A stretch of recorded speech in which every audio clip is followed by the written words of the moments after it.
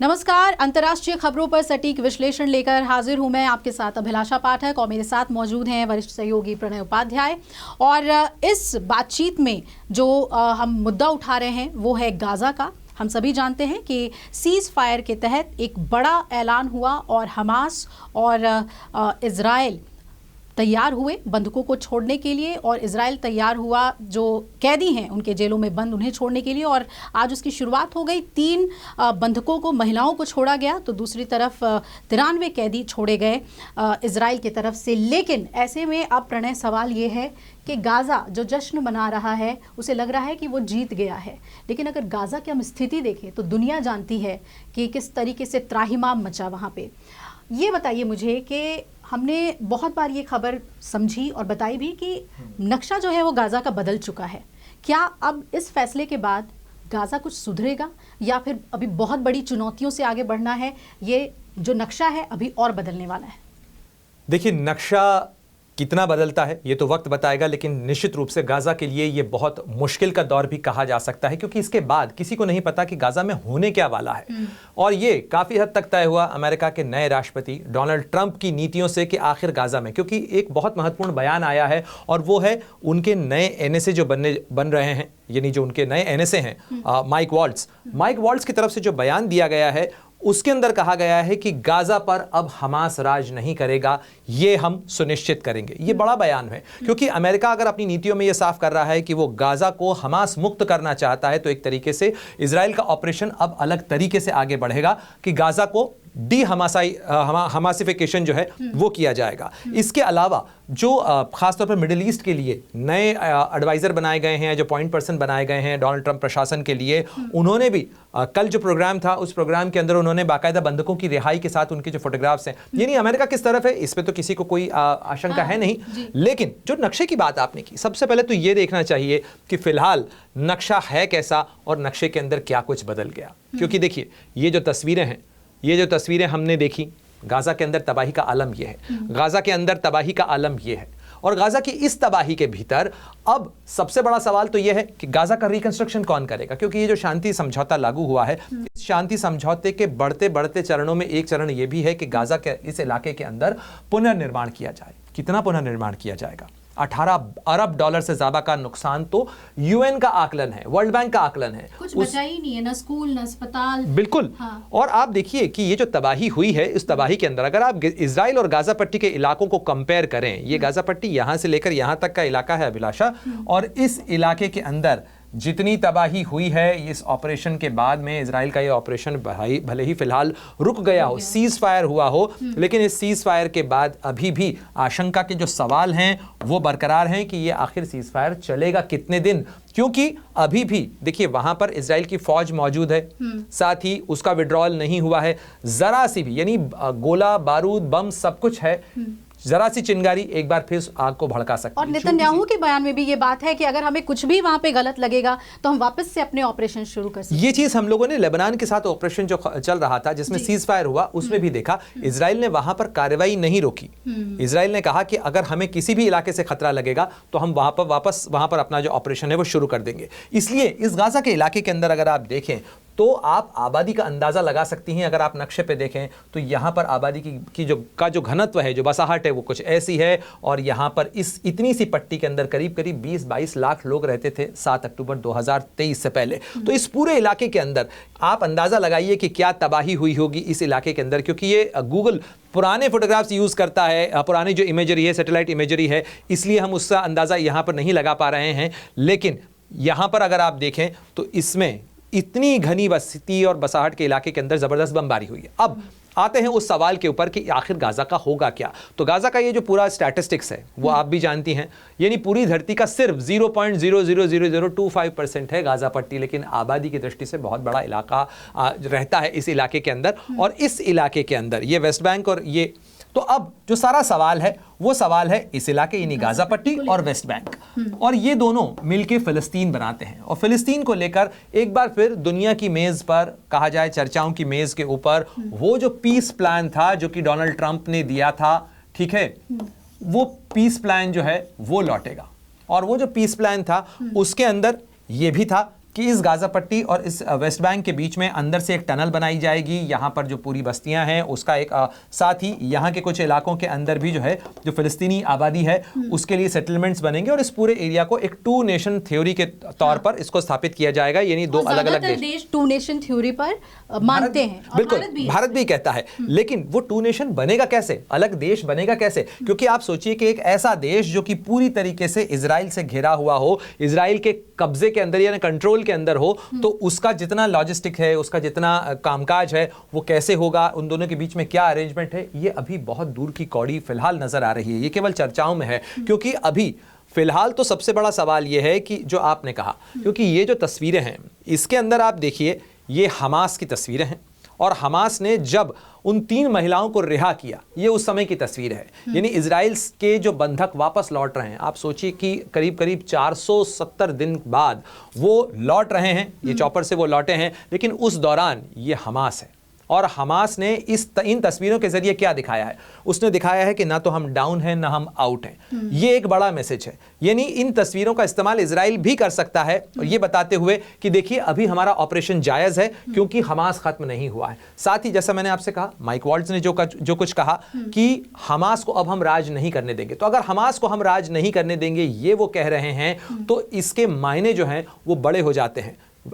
Israel के अंदर लोग स्वागत कर रहे हैं, ज़रूर ये माना जा रहा है, इससे शांति की एक उम्मीद ज़रूर जगी है, लेकिन अभी रास्ता बहुत लंबा है। 42 दिन का तो पहला ही फेज़ है, उसके बाद अगला चरण आएगा, दूसरा चरण जो होगा वो भी 42 दिन का है और उसके बाद तीसरे चरण में जाके किसी परमानेंट सोल्यूशन को लेकर बात आगे बढ़ पाएगी। एक जो आपने बात कही कि गाज़ा को रिकंस्ट्रक्ट कौन करेगा, कौन आगे आएगा? मुस्लिम देश आगे आएंगे, मिडिल ईस्ट का इसमें रोल आगे बढ़ेगा, ये बातें समझना बहुत ज़रूरी है, क्योंकि ज़्यादातर लोगों की क्यूरियोसिटी इसी बात पे है कि क्या गाज़ा फिर से खड़ा हो जाएगा? ये जो शक्ति प्रदर्शन करने की कोशिश हमास ने की है, क्या उसमें इतना दम है कि वो अपने शहर को फिर से पहले की तरह कर ले, या फिर जरूरत पड़ेगी किसी और देश? देखिए, गाजा के इलाके के अंदर जो अभी का मौजूदा पीस प्लान है, उस पीस प्लान के अंदर 2 गारंटर हैं और खासतौर पर अगर मुस्लिम देशों के हिसाब से बात की जाए तो 2 इसके गारंटर हैं। एक गारंटर है इसके अंदर मिस्र और दूसरा है कतर। ठीक है, मिस्र और कतर जो हैं वो यहां पर ये सुनिश्चित करेंगे कि गाजा के अंदर एक तो संघर्ष विराम जो हुआ है उसका उल्लंघन न हो, साथ ही जो रिकंस्ट्रक्शन प्लान को लेकर चीजें आगे बढ़ेंगी, क्योंकि रिकंस्ट्रक्शन तो बहुत आगे की चीज है। फिलहाल तो जो चरणबद्ध तरीके से होना है इस इलाके के अंदर कि जो लोग खास तौर पर इस इलाके से बाहर गए थे, यानी जो लोग उत्तरी इलाके से दक्षिणी इलाके की तरफ आए थे, जो रफा का बॉर्डर है, उस रफा बॉर्डर के ऊपर जहां से सारी जो मदद है वो पहुंच रही थी, मिस्र की तरफ से पहुंच रही थी, उस इलाके के अंदर पहले तो वो जो क्षेत्र है, यानी ये जो रफा बॉर्डर वाला इलाका है, उस रफा बॉर्डर के इलाके में जो घनी वो लोग वापस अपने इलाकों के अंदर लौट पाएं, जो उत्तरी इलाका है वहां अपनी बसाहट अपनी बस्ती के अंदर लौट पाएं। खास तौर पर जो इजराइल की फौज है वो गाजा से बाहर निकले। अभी बहुत कुछ होना बाकी है अभिलाषा, इसलिए अभी रिकंस्ट्रक्शन तक तो बात ही बाद में आएगी। सबसे पहले तो वो जो इलाके हैं, क्योंकि अभी धीरे धीरे इजराइल बहुत जल्दी यहां से न तो जाने वाला है न खाली करने जा रहा है इस इलाके को, और यही जो है वो सबसे बड़ी चुनौती भी है। चुनौती इस लिहाज से है क्योंकि इस इलाके के अंदर क्या होगा, कैसे होगा, ये सब कुछ इस पर निर्भर करता है कि कहीं चिंगारी एक बार फिर तो नहीं भड़केगी। जो हमास की तस्वीरें हैं, जैसा मैंने आपसे कहा, हमास की उन तस्वीरों का इस्तेमाल इजराइल भी कर सकता है ये बताने के लिए कि अभी हमास खत्म नहीं हुआ है। इसलिए यह सुनिश्चित कराना होगा कि यहां पर हमास के पास कंट्रोल नहीं है। इसमें एक बड़ी भूमिका जो होगी वो होगी वेस्ट बैंक के इलाके की भी। और आप देखिए जो बयान सामने आया है, ये तो इजराइल का बयान था, लेकिन ये जो फिलिस्तीनी स्टेट की तरफ से जो उनका विदेश मंत्रालय है उसकी तरफ से ये जो बयान जारी किया गया है गाजा में सीज फायर को लेकर और इजराइल के विड्रॉल को लेकर, उसमें उन्होंने क्या कुछ बातें कही हैं, उसमें उन्होंने एक ये आशा तो जरूर जताई है कि ऐसा होना चाहिए और the state of Palestine to assume full responsibility for the Gaza Strip as an integral part of the occupied territory। और यहीं पर पेंच है। पेंच इसलिए है क्योंकि हमास और जो फतह पार्टी है उन दोनों के बीच में आपस में रिश्ते खराब हैं, दोनों एक दूसरे को, और साथ ही इसके अंदर एक तीसरा फैक्टर है PIJ, फिलिस्तीन इस्लामिक जिहाद, वो भी एक फैक्टर है। और इनकी जो आपसी राजनीति है उस राजनीति के कारण जो है ये अभी नहीं तय है कि इस इलाके के अंदर कौन और कैसे राज करेगा, यहाँ की व्यवस्था क्या होगी, कौन ये सुनिश्चित करेगा। ये जब तक इंस्टेबिलिटी वहां पर बनी रहती है तब तक बहुत सारे सवाल जो हैं वो एक तरीके से अनुत्तरित हैं। लेकिन फिर भी कम से कम 400 450 दिन बाद ये नौबत तो आई कि कम से कम अभी यहां पर बमबारी रुकी है। हाँ। एक सीज फायर हुआ है। रॉकेट अगर फिर से दागे जाते हैं हमास की तरफ से गाजा पट्टी के इलाके से तो इजराइल को मौका मिल जाएगा। इजराइल ने पहले ही कहा है कि हम चाहते हैं कि ये जो जितने बंधक हैं, बंधकों की रिहाई के बाद और साथ ही यहां से जो लोग जाते हैं, यानी फिलिस्तीन के जो लोग इजराइल की कैद में हैं, वो जब वापस जाएंगे उसके बाद का डायनेमिक क्या होगा, कौन इसके अंदर अंतर्राष्ट्रीय जो गारंटर है वो होगा। और जो आखिरी सवाल आपने पूछा कि आखिर पैसा कौन लगाएगा गाजा पट्टी के इस इलाके के अंदर, ये बड़ा सवाल है। खासतौर पर अरब मुल्कों के पास साधन संसाधन की या पैसे की कमी का सवाल नहीं है, लेकिन अभी तक गाजा पट्टी की जो सारी अर्थव्यवस्था है वो आर्थिक इमदाद पर चलती है, जो मदद है उसके ऊपर ज़्यादा चल रही है। लोकल किसी तरीके से उनके पास में कोई उद्योग नहीं है, कमाने का कोई साथ ही इजराइल का जो नेवल ब्लॉकेड है, इजराइल की जो नेवी है वो इस इलाके के अंदर भी होती है, इसलिए कोई इंडिपेंडेंट ट्रेड सिस्टम यहां पर नहीं है। यहां से जो सनाई का इलाका है मिस्र का, यहां पर अंदर से टनल्स बनी हुई हैं और उन्हीं टनल्स के जरिए जो है बहुत सारा सामान आता है, यानी एक तरीके से स्मगलिंग ही एक रास्ता है, क्योंकि पूरे इलाके के ऊपर ब्लॉकेड है। तो जब तक ये नहीं खुलता बहुत सारी चीजें अभी कहा जा सकता है उलझी हुई है। बिल्कुल, और बहुत ही शर्तों के साथ ही ये सीज फायर हुआ भी है। अब एक और अहम सवाल है, सीज फायर हो गया लेकिन इजराइल की भी चुनौतियां कम नहीं लग रही है। ये कहा जा रहा है कि नेतन्याहू का सिंहासन जो है वो हिल रहा है, क्योंकि कैबिनेट में से कई मंत्री जो हैं, खुद उनके जो डिफेंस मिनिस्टर हैं उन्होंने रिज़ाइन किया है और कैबिनेट के कुछ और मंत्री रिज़ाइन किए, और ये कहा जा रहा है कि उन्हीं के सपोर्ट से नेतन्याहू पीएम बने थे। क्या लग रहा है आपको, उनके पोस्ट को कोई खतरा है या फिर वही बात कि ट्रंप के आने से तस्वीर बदलेगी, ताकत बहुत सारे नेताओं को मिलेगी? देखिए, ये इनकार नहीं किया जा सकता कि ख़ास तौर पर अगर बेंजामिन नेतन्याहू और उनकी सरकार, उनकी सत्ता की बात की जाए, वो एक समय कोलिशन सरकार चला रहे हैं। उनके पास अपने दम पर, यानी जो उनकी लिकुद पार्टी है, लिकुद पार्टी के पास अपने दम पर ताकत नहीं है कि वो सरकार चला सके। इसलिए जो जूइश पार्टी है, एक जूइश रिलीजियस पार्टी, उसका समर्थन उनको हासिल था। साथ ही जो एक और दल है, छोटा दल है जिससे आपने नाम सुना हो अगर, स्मोट्रिच जो कि वित्त मंत्री थे, उनकी पार्टी जो है वो समर्थन दे रही थी। साथ ही जो बेन गवीर हैं जो कि नेशनल सिक्योरिटी मिनिस्टर थे, जिन्होंने इस्तीफा दिया है, हाँ, तो बेन गवीर के इस्तीफे के साथ ही ये कहा जा रहा है, बेन गवीर और स्मोट्रिच ने जिस तरीके से इस पीस डील का विरोध किया था, इसी से कहा जा रहा है कि अब संकट खड़ा हो सकता है, संकट खड़ा हो सकता है बेंजामिन नेतन्याहू के लिए। ऐसे में नेतन्याहू क्या करते हैं? देखिए, पीस डील के लिए जाना एक तरीके से उनकी मजबूरी इसलिए नहीं थी कि दबाव गाजा पट्टी या हमास या अंतर्राष्ट्रीय दबाव था, दबाव घर के भीतर भी था, क्योंकि देखिए 450-470 दिन से ज्यादा का वक्त हो चुका है, बंधकों की रिहाई नहीं हुई, हमास की कमर नहीं टूटी, तो आखिर इजराइल के अंदर ये सवाल उठने लगे थे कि हम ये लड़ाई चला क्यों रहे हैं, क्यों हम ये लगातार युद्ध जारी रखे हुए हैं जब हमारे वो मेन ऑब्जेक्टिव अचीव नहीं हुए। और इसीलिए इजराइल की फौज की तरफ से जो बयान जारी किया गया, उस बयान के अंदर यही कहा गया है कि हमने जो है ये ऑपरेशन इसलिए शुरू किया था ताकि हम उन बंधकों को छुड़ा सकें, और बंधकों की जो रिहाई है वो सबसे बड़ा ऑब्जेक्टिव। तो बंधकों की रिहाई जो है वो कहीं ना कहीं बेंजामिन नेतन्याहू को एक रिलीफ देगी, एक पॉलिटिकल जो कहा जा सकता है एक आश्वासन देगी, उन्हें एक भरोसा होगा, क्योंकि अगर बंधकों की रिहाई नहीं होती और वो सीज फायर ऐलान कर देते तब उनके लिए ज्यादा बड़ा संकट था। पर चूंकि बंधकों की रिहाई हो रही है इसलिए उसे एक ब्रीदर जरूर कहा जा सकता है बेंजामिन नेतन्याहू के लिए। लेकिन हाँ, आगे की राजनीति के लिहाज से उनके लिए जरूर चुनौतियां हैं, क्योंकि उन चुनौतियों के अंदर उन्हें यह साबित करना होगा कि कोई परमानेंट सॉल्यूशन निकल रहा है इस चीज का, और परमानेंट सॉल्यूशन जो है उसके अंदर इजराइल के अंदर एक जबरदस्त जो कहा जा सकता है राइट विंग नेशनलिस्ट सेंटिमेंट है। उस नेशनलिस्ट सेंटिमेंट को ही भुनाने की कोशिश उनके जो सहयोगी थे बेन गवीर वो कर रहे हैं, जिन्होंने खुलकर कहा है कि यहां पर दुर्दांत आतंकवादी छोड़े जा रहे हैं इस पीस डील के नाम पे, और ये आगे पीछे आकर ये फिर इजराइल के लोगों का कत्लेआम करेंगे, और इसलिए बेंजामिन नेतन्याहू ये गलत कर रहे हैं और इस डील का विरोध किया जाना चाहिए। लेकिन आप सोचिए, राजनीति से अलग उसका उन्होंने कैबिनेट के अंदर उसको अप्रूवल भी मिला है बाकायदा, और उस कैबिनेट के अप्रूवल के साथ ही इजराइल ने एक और आश्वासन दिया है अभिलाषा, और वो आश्वासन ये दिया है कि रिकंस्ट्रक्शन जब होता है यहाँ पे गाजा पट्टी के अंदर, जब पुनर्निर्माण का काम होगा इस इलाके के अंदर, तो इजराइल उसके लिए भी रास्ता भी देगा और इजाजत भी देगा। यहाँ पर सामान की जरूरत होगी। आप सोचिए, इतना मेगा रिकंस्ट्रक्शन जब होगा, क्योंकि जबरदस्त तबाही हुई है, उसको वापस से पुनर्निर्माण की स्थिति तक लाने के लिए बहुत सारे संसाधनों की जरूरत होगी जो इन्हीं इलाकों से जाएगा वहां पर। तो इसके लिए इजराइल ने यह आश्वासन दिया है। लेकिन जैसा मैंने कहा, अभी बहुत बहुत सारी चीज़ें इफ़ और बट के ऊपर निर्भर है। कहीं ना कहीं एक अपनी इमेज बिल्डिंग का भी मौका है इजराइल के लिए, क्योंकि एक दबाव तो था उसके ऊपर कि उसने बहुत से मदद के रास्ते रोके हुए हैं, वहाँ पर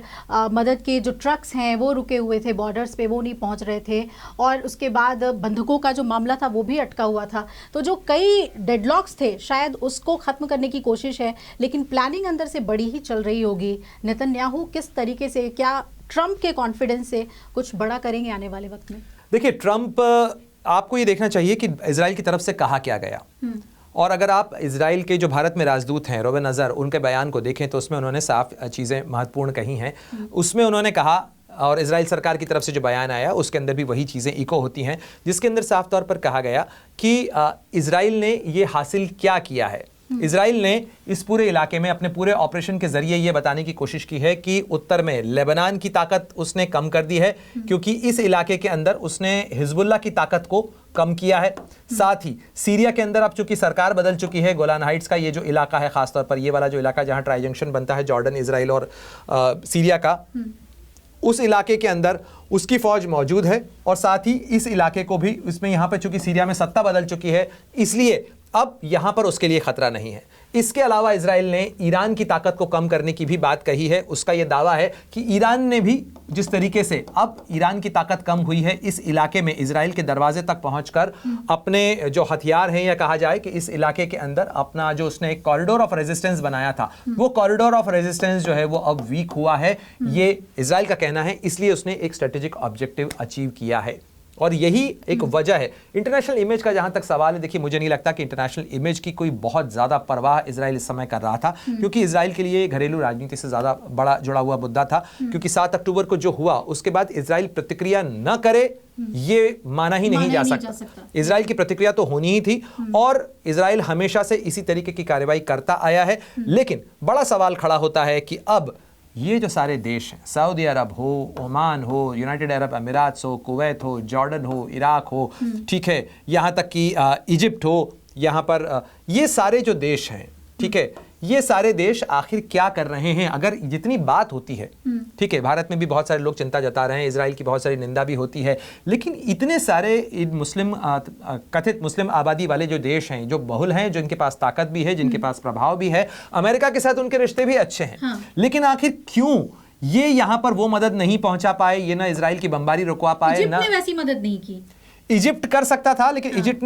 इजिप्ट और कतर ने 2 भूमिकाएं जरूर निभाई, लेकिन उसमें भी ये भूमिका थी, इजिप्ट की तरफ से राफा बॉर्डर खोला गया, यहां से मानवीय सहायता पहुंची, लेकिन जो शरणार्थी यहां से भाग रहे थे उन शरणार्थियों के लिए दरवाजा नहीं खोला गया। तो ये एक बड़ी चुनौती और एक बड़ा संकट है कि अब आगे जो भी होगा उसमें इन तमाम देशों की क्या भूमिका होगी। ये गाजा का रिकंस्ट्रक्शन करने के साथ साथ क्या ये इस गाजा के साथ साथ फिलिस्तीन का जो मुद्दा है उसको सॉल्व कराने के लिए कुछ काम करेंगे, क्योंकि 50 से ज्यादा देश जो हैं वो OIC का हिस्सा हैं,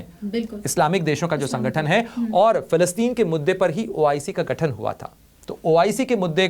के सामने जो सबसे बड़ा वजूद का सवाल है वो तो यही है कि गाजा का मुद्दा वो सॉल्व कैसे करा रहे हैं, फिलिस्तीन का मुद्दा, गाजा नहीं, फिलिस्तीन का जो मुद्दा है उसको सॉल्व कैसे करा रहे हैं। ऐसे में जैसा मैंने आपसे कहा कि एक बड़ा जो सवाल है ये खड़ा हो रहा है कि 2016 से 2020 के बीच डोनाल्ड ट्रंप ने जो पीस प्लान दिया था, क्या सारी तैयारी उसी के लिए बन रही है? साथ ही एक और चर्चा हो रही है कि क्या जो इजराइल ने ये सारा ऑपरेशन चलाया है ये भारत से सितंबर 2023 के अंदर जो कि आईमैक बनने की बात थी, India middle east Europe corridor, क्या ये उसके लिए रास्ता साफ किया गया है? क्योंकि ये हाइफा का पोर्ट है और यहाँ से जो रास्ता बनना था UAE से लेकर सऊदी अरब से होते हुए, ये जॉर्डन होते हुए ये रास्ता इजराइल तक जाना था, यहाँ से ये ट्रेड कारोबार है। एक तरीके से इस रास्ते के लिए जो थ्रेट हो सकता था सीरिया से, जो थ्रेट हो सकता था इराक से, जो थ्रेट हो सकता था ईरान से, जो थ्रेट हो सकता था लेबनान से, एक तरीके से उसे कम किया गया है। इसको लेकर एक चर्चा ये भी हो रही है, कई जानकारों का मानना है कि इसके बाद, क्योंकि इस जो मैप है, ये जो बात है, इसका जिक्र हमास के इस ऑपरेशन के बाद UN के मंच से खड़े होकर बेंजामिन नेतन्याहू ने खुद कहा था, जिसमें उन्होंने कहा था कि ईरान जो कर रहा है वो इस पूरे इलाके के लिए श्राप है और इजराइल जो करने की कोशिश कर रहा है वो इस पूरे इलाके की तस्वीर बदल सकता है, एक तरीके से आशीर्वाद है। बिल्कुल, और वो आशीर्वाद गाजा के लिए भी बने, ये हम उम्मीद करते हैं। लेकिन जिस तरीके से शक्ति प्रदर्शन देखने को मिला है हमास का, वो कई सवाल खड़े करता है कि क्या वो अभी भी अपने आतंकी ऑपरेशंस में संलग्न रहेगा या फिर उसका ध्यान जो है वो अपने लोगों की भलाई के लिए भी होगा। बहुत कुछ समझ लिया हमने गाजा को लेकर, और जो एक बड़ी स्ट्रैटेजी है वो भी आपने हमें बहुत अच्छी तरीके से समझाया है। मैप्स के जरिए भी हम समझ पाए हैं कि ये जियोपॉलिटिकली कितना महत्वपूर्ण इलाका है और आने वाले समय में कैसे तस्वीर बदलेगी। जुड़े रहिएगा अमर उजाला के साथ, अंतर्राष्ट्रीय खबरों पे ऐसे ही अपडेट आप तक पहुंचाते रहेंगे। अमर उजाला जीवांजलि के सारथी की मदद लें और महाकुंभ में स्नान जरूर करें।